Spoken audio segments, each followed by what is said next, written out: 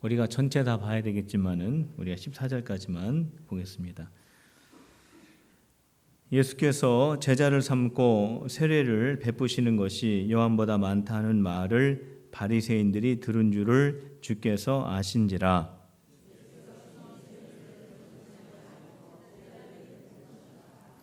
유대를 떠나사 다시 갈릴리로 가실새 사마리아에는 있는 수가라 하는 동네에 이르시니 야곱이 그 아들 요셉에게 준 땅이 가깝고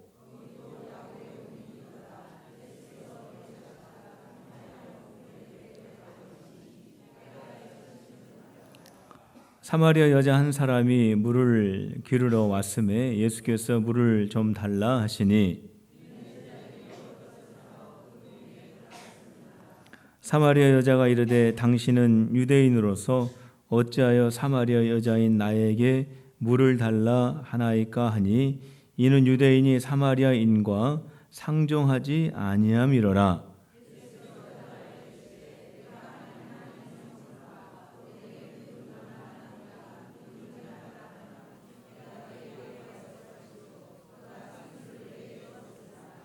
여자가 이르되 주여 물 기를 그릇도 없고 이 우물은 깊은데 어디서 당신이 그 생수를 얻겠사옵나이까.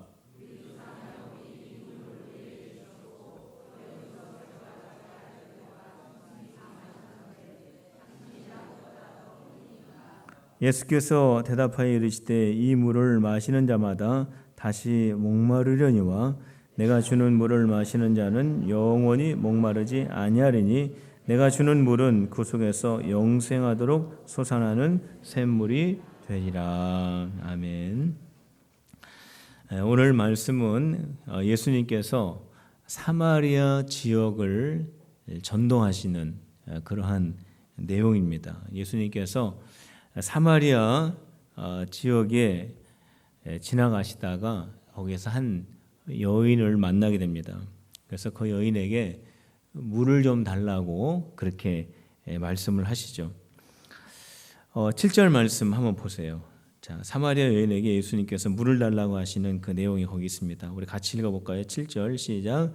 사마리아 여자 한 사람이 물을 기르러 왔음에 예수께서 물을 좀 달라 하니 그랬습니다. 물을 달라 하시니 그랬습니다. 그랬더니 이 여인이 왜 나에게 물을 달라고 하느냐, 유대인의 남자가 왜 나에게 물을 달라고 하느냐 하면서 아주 퉁명스럽게 그렇게 대답을 했습니다. 물을 달라고 하면 주면 될 것이지 왜 이렇게 퉁명스럽게 대답을 했느냐 하면은 지금 이 사마리아도 이스라엘이죠. 그런데 특별히 이 유대인과 이 사마리아 사람들과는 관계가 굉장히 안 좋습니다. 사이가 너무나 안 좋습니다. 자, 사이가 왜 안 좋냐면은 똑같은 이스라엘 사람인데 유대인들이 사마리아 사람들, 사마리아 지역에 사는 사람들은 정통 유대인이 아니다 라고 말을 하고 그들을 얼마나 무시를 했는지 모릅니다.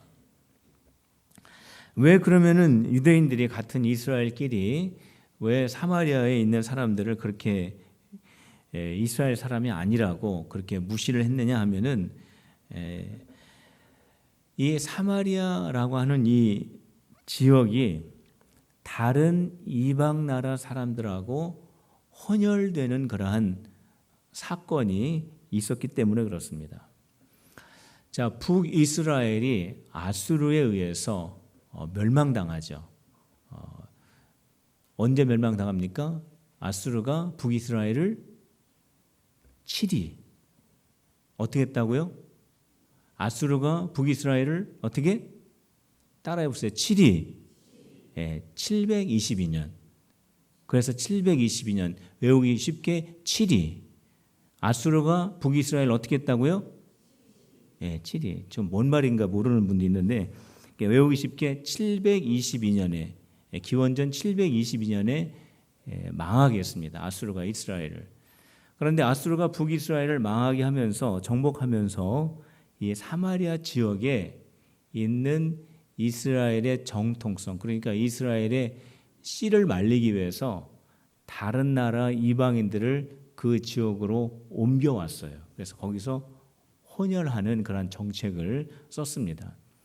그렇기 때문에 그 이스라엘이 나중에 다시 이제 남유다는 바벨론에 의해서 망하게 되고 다시 이제 포로에서 돌아와서 돌아온 역사가 있는데, 돌아온 다음에 어떠한 일이 일어나게 됐냐면, 그때 아수르에게 정복당했을 때 사마리아는 혼혈된 민족이기 때문에 더 이상 이스라엘이 정통성을 가질 수 없다라고 그렇게 말을 한 겁니다.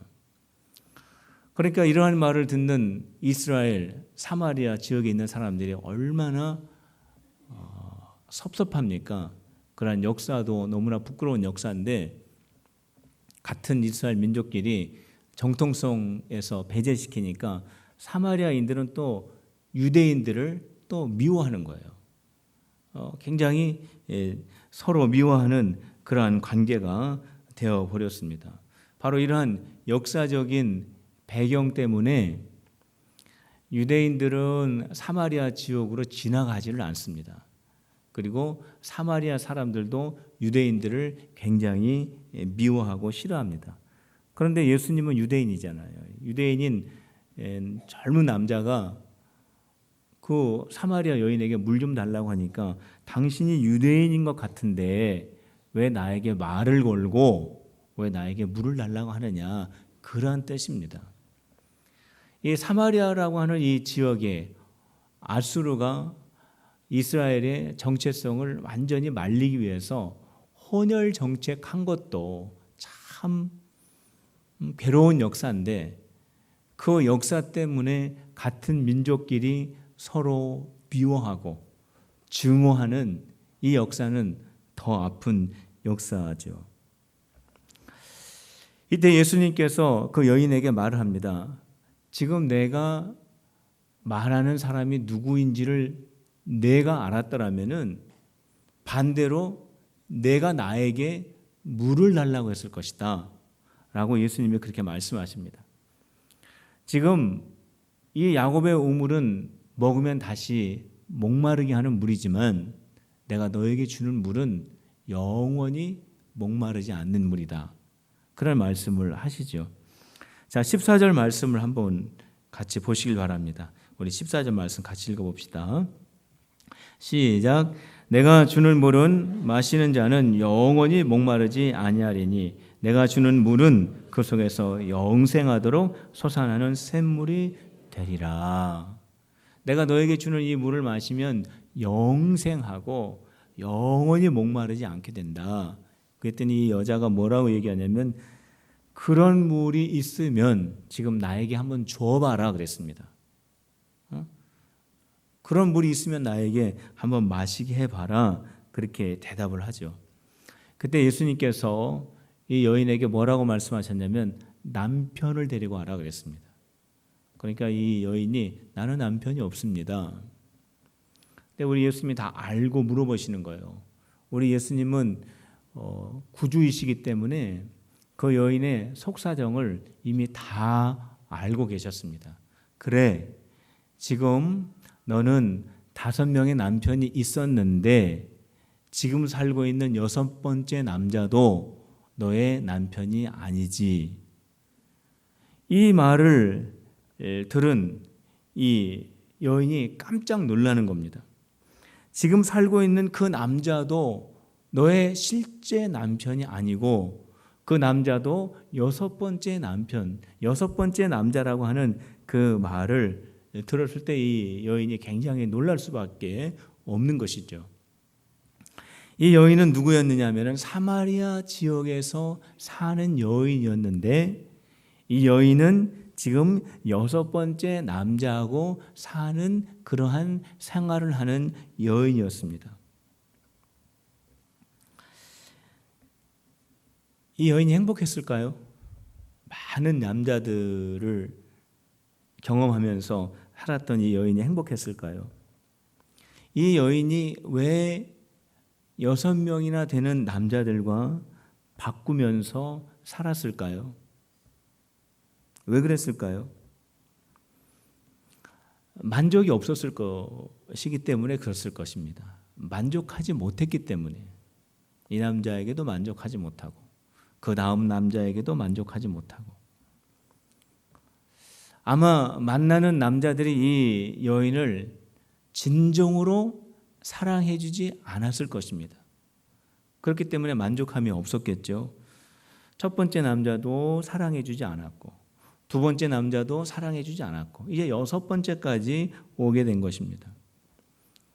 그러면 남자들이 자기를 사랑해주지 않으면 그만두지 이 여자는 왜 계속해서 여섯 번째까지 왔을까? 이 여자는 너무나 사랑받고 싶은 여자였습니다. 사랑 결핍에 결린 여자였어요. 사랑받고 싶은 사람입니다. 그런데 사랑을 못 받고 있습니다. 그것이 계속 악순환이 됩니다. 사랑 결핍에 있는 여자, 사마리아 여인이에요. 우리 예수님께서 바로 그 여인을 만나신 이유는 그 여인을 구원하시기 위해서 예수님께서 만나셨습니다. 지금 살고 있는 여섯 번째 남자도 너 남편 아니지. 그때 깜짝 놀라고 이 여인이 당신 선지자입니까?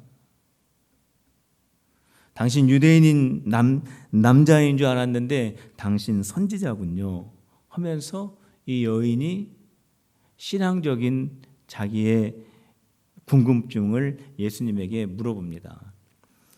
내가 한 가지 궁금한 게 있는데 우리 이 사마리아 사람들은 그리심이라고 하는 산에서 하나님 앞에 예배를 드리는데 당신 유대인들은 예루살렘에서 예배를 드리는데 어디에서 예배 드리는 것이 옳습니까?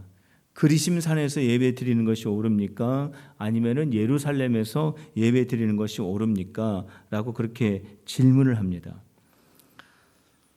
왜 예루살렘에서 예배 드리는 그 유대인의 그 예배의 센터가 예루살렘이죠. 근데 왜 사마리아 지역 그리심산에 예배드리는 장소가 또 하나 생겼을까요? 그 이유는 뭐냐면 유대인들이 사마리아 사람들을 인정을 안 해주는 겁니다. 예루살렘에 와서 예배를 드릴 수가 없어요.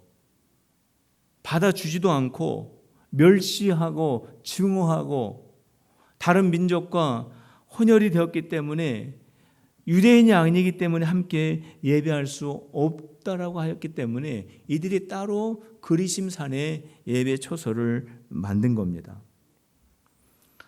열심이 있어서 예배에 열심이 있어서 예배 초소가 두 개가 된 것이 아니라 한 이스라엘인데 서로 너무나 미워하기 때문에 같이 예배 드릴 수가 없어서 이 예배 장소가 두 개로 분리가 된 겁니다. 서로 미워하는 마음 때문에 서로 증오하는 마음 때문에 예배 초소가 두 개가 되었어요. 그때 예수님께서 그리심산에서 예배를 드리든지 예루살렘에서 예배를 드리든지 그거는 중요한 것이 아니다. 이제 너희가 장소와 관계없이 예배할 때가 올 것이다. 우리 예수님으로 말미암아 우리 예수님을 구주로 영접한 형제 자매가 드리는 예배를 말씀하는 거죠. 너희들이 지금 서로 미워하기 때문에 따로 예배를 드리는데 그래서 그리심산에서 예배드리고 예루살렘에서 예배드리는데 그게 중요한 것이 아니라 장소에 제한 없이 미워하지 않는 그러한 예배를 드릴 때가 올 것이다. 장소가 중요한 것이 아니다 하면서 우리 예수님께서 뭐라고 말씀하셨냐면 예배를 어떻게 드려야 되느냐? 영과 진리로 드려야 한다라고 말씀하셨습니다. 자, 한번 때려봅시다. 영과 진리로 예배하자. 우리들은 영과 진리로 예배하고 있습니까? 여러분들은 영과 진리로 하나님 앞에 예배하고 있습니까? 예수님께서 장소가 중요한 게 아니다. 영과 진리로 하나님 앞에 예배하는 게 중요하다. 23절에 말씀을 하셨습니다. 우리 23절 같이 읽어보겠습니다. 우리 4장 23절 시작.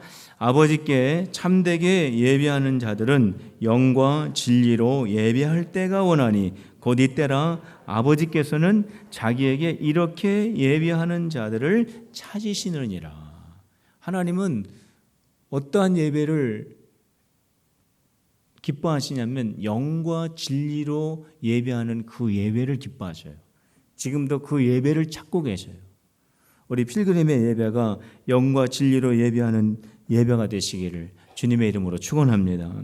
영으로 하는 예배, 우리의 영, 우리의 입술만이 아니라 우리의 중심, 영으로, 우리의 영으로만 하나님과 교제할 수 있기 때문에 우리가 하나님과 교제하는 영적인 예배, 진리, 그것은 하나님의 진리의 말씀에 기초한 예배를 말하는 겁니다. 이러한 예수님의 말씀을 듣습니다. 이 여인이 이제는 당신 선지자죠? 라고 했던 거에서 한 걸음 더 나와서 당신 메시아군요.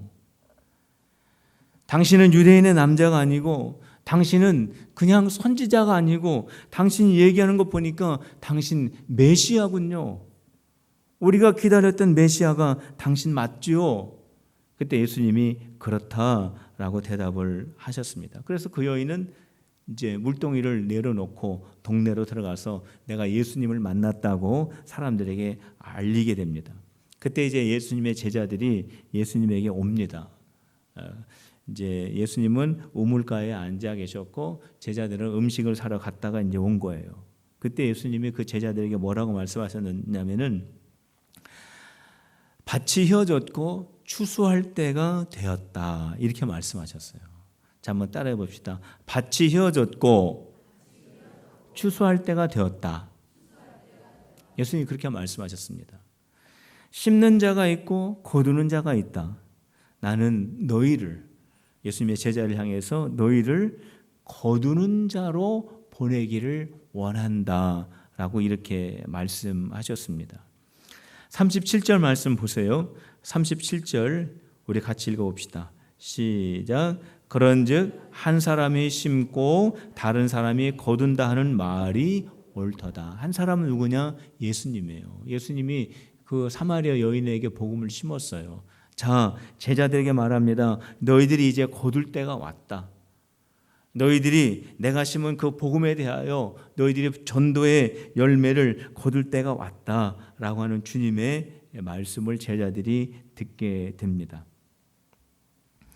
예수님이 그렇게 말씀하셨을 때 정말로 이 여인이 동네에 이미 들어갔었고 동네에서 사람들에게 말합니다. 내가 예수님을 만났다고. 이 여자는 사람들 앞에 못 나왔던 사람입니다. 어떻게 나옵니까? 그런데 예수님을 만나니까 사람들 앞에 나타났어요. 그리고 이 여인이 내가 예수님을 만났다고 그렇게 말을 했습니다. 그러니까 사람들이 예수님 앞으로 다 몰려옵니다. 예수님이 이틀 동안 그 사람들에게 복음을 가르치고 그 몰려왔던 사람들이 그렇게 말합니다. 우리가 예수님의 말씀을 들어보니까 예수님이 구주인 것을 믿게 되었다라고 그렇게 말합니다. 성도 여러분, 우리 교회가 태신자 사역, 총동원 전도 사역을 하고 있는데 이거는 복음을 심고 전도의 열매를 거두는 귀한 사역입니다. 우리가 더 크게 보면은 지금 우리 세대가 지금 복음을 심고 있는 겁니다. 우리 태신자 사역을 통해서 우리가 1년 동안 기도하고 우리가 총동원 전도 사역을 통해서 우리가 지금 복음을 심는 거예요. 그러면 성도 여러분, 우리 자녀들이, 우리 3세가, 우리 후손들이 이 복음의 전도의 열매를 우리 교회 안에서 거두게 되는 줄로 믿으시기를 바랍니다. 그렇기 때문에 우리가 전도할 때, 우리가 복음의 씨앗을 뿌릴 때 기쁨으로 뿌릴 수 있는 이유가 거기에 있는 겁니다. 왜냐하면 우리가 복음의 씨앗을 뿌리면 반드시 전도의 열매는 거두어지기 때문에 그렇습니다. 자, 한번 따라해 봅시다. 복음의 씨앗을 뿌리면 전도의 열매가 거두어진다. 반드시 거두어지게 되어 있습니다. 우리가 씨앗을 뿌리면 반드시 거기서 싹이 나는 것과 이치가 같은 겁니다. 우리가 복음을 뿌리면, 복음의 씨앗을 뿌리면 반드시 전도의 열매가 맺히는데 우리 가족이 돌아오고 우리 친척이 돌아오고 우리 이웃이 돌아오고 이 지역이 돌아오는 역사가 일어나게 되는데 우리가 복음을 뿌렸기 때문에 우리 교회를 통하여 이 지역에 놀라운 복음의 열매들이 맺히게 되는 겁니다. 그것은 분명합니다. 성도 여러분, 우리 헌신합시다. 우리 2주간 남았습니다. 내가 주님 앞에 복음의 씨앗을 뿌리면 그 복음의 전도의 열매는 반드시 거두어집니다. 이번 기회에 여러분들의 가정에 믿지 않는 가족들에게 복음의 씨앗을 뿌리세요. 여러분들의 친척 중에 복음의 씨앗을 뿌리세요. 여러분들의 이웃에, 여러분들이 사랑하는 사람들에게 복음의 씨앗을 뿌리시길 바랍니다. 그리고 2주 동안 헌신하시길 바랍니다. 반드시 주님께서 거두게 하여 주실 줄로 믿으시기를 바랍니다. 우리 기도하겠습니다. 하나님 아버지, 저희들이 복음을 심는 자가 되게 하시고 전도의 열매를 거두는 자가 되게 하여 주옵소서. 복음을 심을 때 전도의 열매를 거두는 기쁨을 먼저 누리는 저희들이 되게 하여 주옵소서. 우리 필그림 교회에 전도의 영을 부어 주셔서 우리 교회를 통하여 죽어가는 많은 심령들이 하나님의 자녀가 되어지는 총동원 전도주일이 되게 축복하여 주옵소서. 예수님의 이름으로 간절히 기도하옵나이다. 아멘.